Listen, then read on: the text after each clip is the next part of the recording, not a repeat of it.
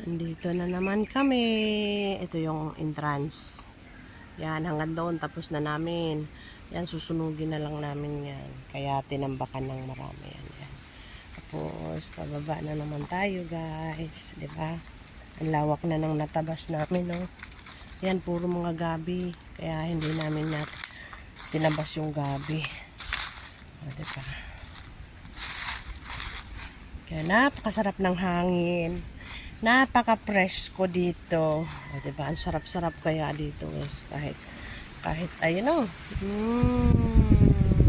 O, diba? Ramdam ninyo yung hangin. Ramdam ninyo yung sarap sa pakiramdam ng hangin.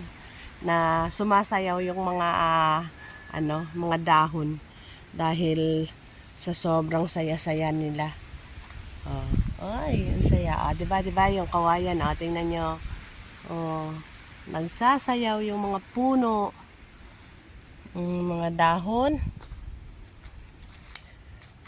Pero nandito na naman tayo. Ito na rin yung natapos namin yung kahapon. Ayan. So, usod na naman tayo doon banda, guys.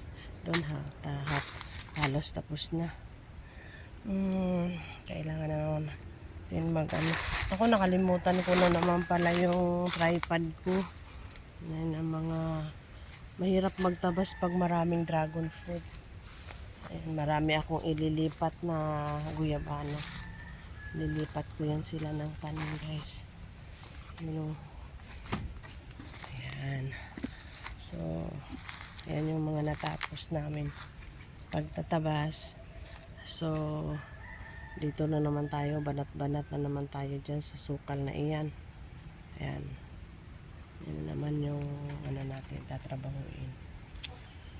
Ay, nako. Sige na. Start na muna tayo, mamaya na ulit. Yan pala, madaming bunga yung paminta. Ayun, ang dami-dami bungas. Nakita ko sa inyo yung paminta, ha. Ang daming bunga ng paminta. Diba?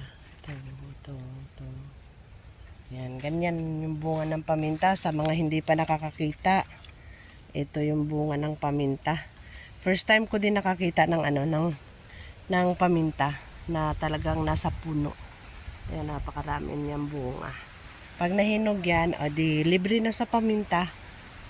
Yan, napakaraming bunga niyan. Napakaraming bunga. Yan. Ito yung kagandahan pag nandito tayo sa bukid at masipag lang magtanim, madami tayong aanihin. Yan. Ay guys, simula na tayo guys at tanghali na.